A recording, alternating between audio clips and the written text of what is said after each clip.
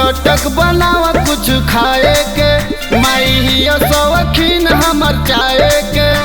अरे सुनत हो बना दो, तोहर ननद के भावत खीरे बा, छोटी देवरा के चाहत पनीरे बा, बुझलो।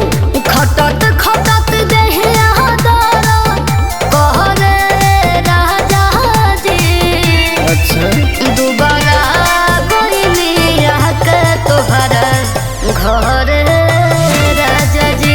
दुबारा गोइनी आके तोहरा घरे राजा जी। अच्छा रुको, तो के गन्ना का रस लेके आवत तनी।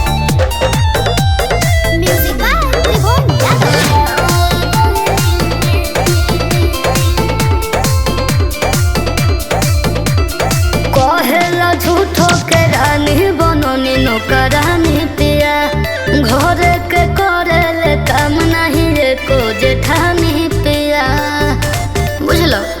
अरे तो हमारा सुनो, हाउ चाहता पूरा घर परिवार के, अच्छा? शोभा बढ़ावा घर अंगना दुआर के। ऐसन दुलार प्यार फर पहरे राजा जी। अरे ऐसे कहे हो, दुबारा गोइनी आके तोहरा घरे राजा जी। दुबारा गोइनी आके तोहरा घरे राजा जी।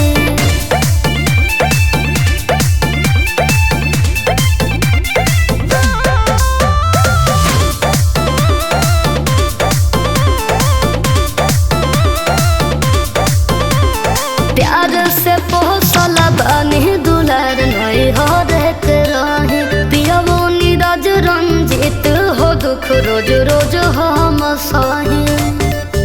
हमसे अब नहीं रह जात।